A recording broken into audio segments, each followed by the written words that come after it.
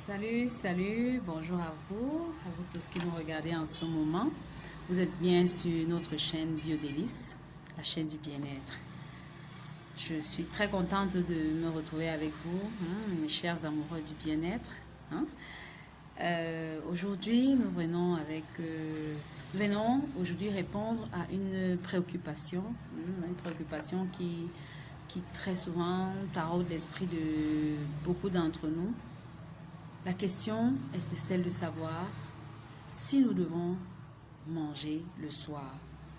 Est-il préférable de manger le soir ou encore doit-on annuler le repas? Nous allons tout de suite en développant 3 raisons pour lesquelles nous devons manger le soir, répondre à cette question-là.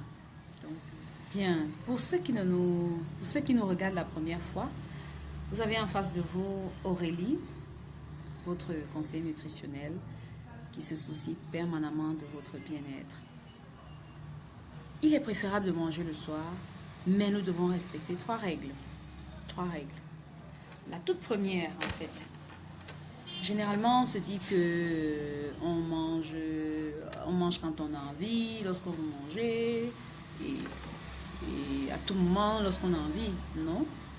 On mange lorsque nous avons une sensation véritable de faim. Donc, lorsque nous avons faim, il faut manger. Et si nous mangeons normalement, nous aurons 3 repas par jour.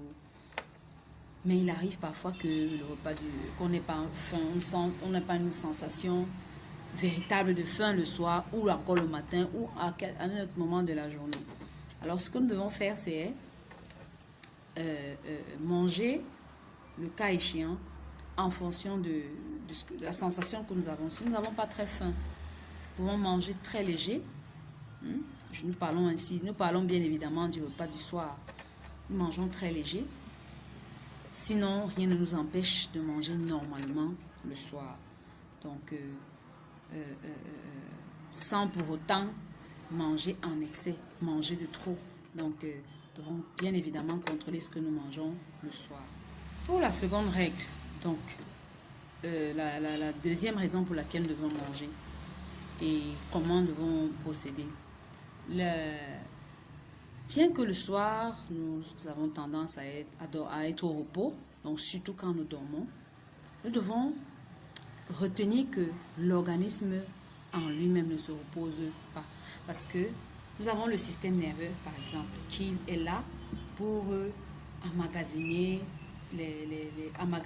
traiter les informations que nous avons reçues durant toute la journée.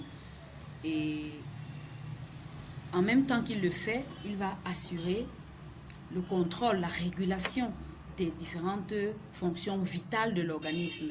Donc, quand on parle de fonctions vitales, il s'agit par exemple de la respiration, de l'excrétion, le fonctionnement du foie, le fonctionnement du cœur, des vaisseaux sanguins. Donc, le fonctionnement des fonctions vitales. Alors, le cerveau va, pendant que le cerveau va assurer ce rôle, nous aurons par exemple de l'autre côté la peau qui sera là pour essayer de restaurer, la peau, restaurer la peau à travers la multiplication des cellules de la peau, à travers la gestion, du moins le processus de cicatrisation, le processus de régénération des cellules de la peau, surtout celles qui ont été agressées pendant la journée, on est exposé au soleil et tout le reste. Donc voilà par exemple ce que la peau va faire. Pendant ce temps, l'appareil digestif est là pour assurer la digestion de ce que nous allons manger le soir. Donc pour ne citer que celle-là, j'oublie même encore une. Pendant que nous dormons, les cellules se multiplient dans l'organisme. Il y a un processus de réparation des cellules qui ont subi des chocs éventuellement dans la journée. Et les cellules doivent se multiplier, elles doivent assurer leur fonction. Je vais par exemple prendre le cas du système immunitaire. Pendant que nous dormons, les cellules immunitaires travaillent, les cellules qui sont chargées d'assurer la défense de l'organisme.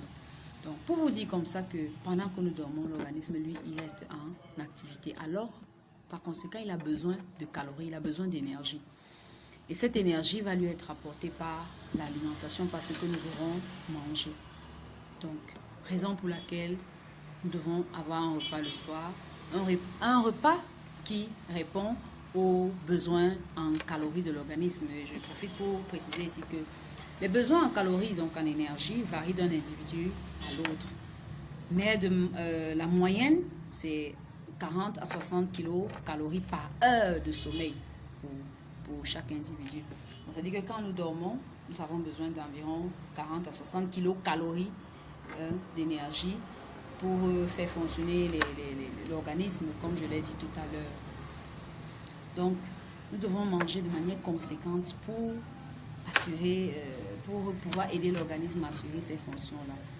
Et quand je dis nous devons manger suffisamment. C'est-à-dire que même ceux qui veulent perdre du poids ou bien maintenir l'équilibre en termes de masse corporelle, manger le soir, mais tout dépend de ce que nous mangeons le soir. Troisième règle que nous devons éviter d'enfreindre pour pouvoir manger le soir.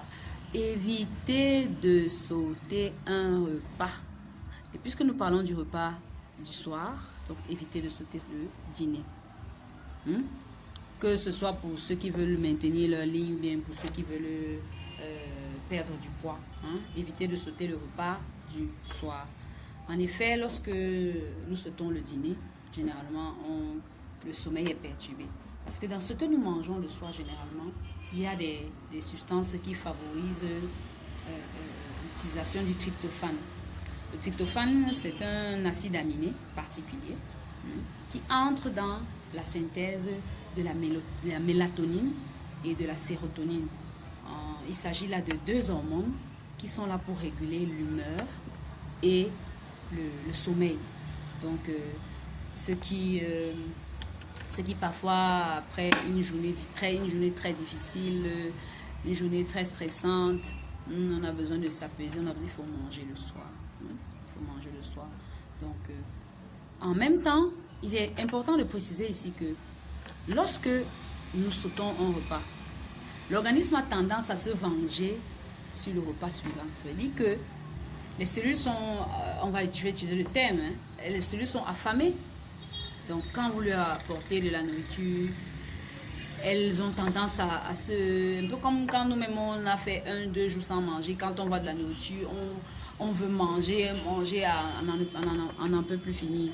Donc, de la même manière, nos cellules se comportent de la même manière. Lorsqu'on saute un repas, il faudrait adopter une certaine attitude pour commencer le repas suivant.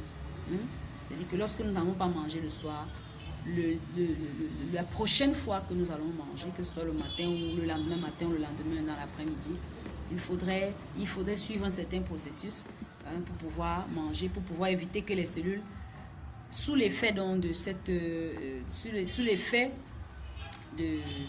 cette vengeance face aux nutriments, puisse favoriser l'accumulation excessive des calories ou encore l'accumulation des graisses, du moins, faire prendre du poids.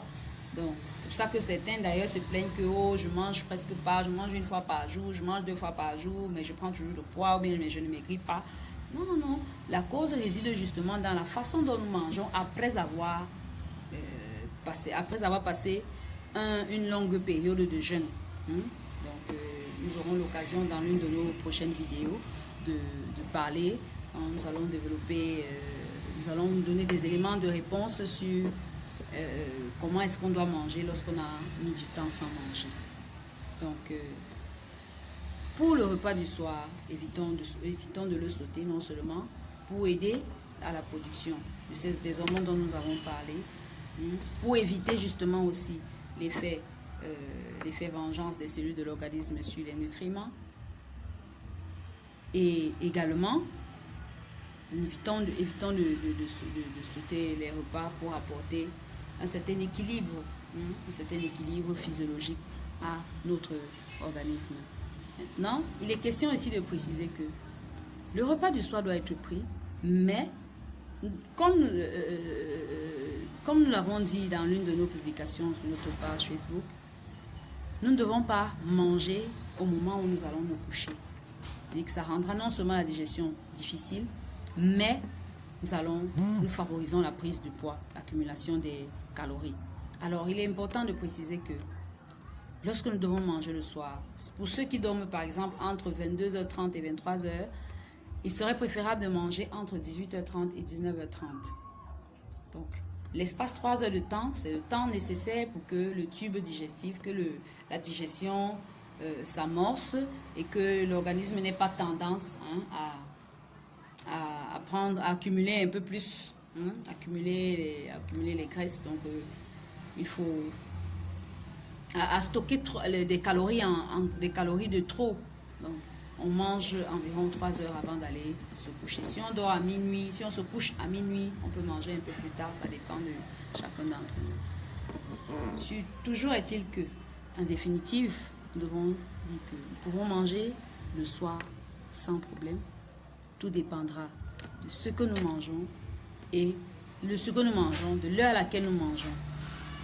Donc, que nous voulions perdre du poids ou le maintenir, ou encore que nous voulions juste rester en bonne santé, évitons donc de dire qu'on saute le repas. Mais ça n'empêche pas que certaines personnes pratiquent dans leur régime alimentaire, dans leur mode d'alimentation, ce qu'on va appeler du jeûne intermittent. Il y en a qui mangent 2 fois par jour, il y en a qui mangent 1 fois par jour. L'organisme est déjà adapté à ce système-là. Et ça se fait c'est tout un canevas pour suivre ce type de régime. Donc, nous aurons aussi l'occasion de parler de ça dans nos prochaines vidéos. Sur ce, nous avons terminé. Nous vous disons merci de nous avoir écoutés. Merci d'être restés avec nous jusqu'à la fin de cette vidéo. En espérant qu'elle vous a aidé, elle vous apporte beaucoup plus que ce que vous ne saviez avant. N'hésitez pas à partager avec vos proches et surtout nous attendons en commentaire. Dites-nous s'il vous plaît si vous avez l'habitude de manger le soir, si vous avez l'habitude de manger juste avant le coucher ou encore qu'est-ce que vous mangez le soir avant de dormir. Sur ce, on se dit à la prochaine. Restez scotchés.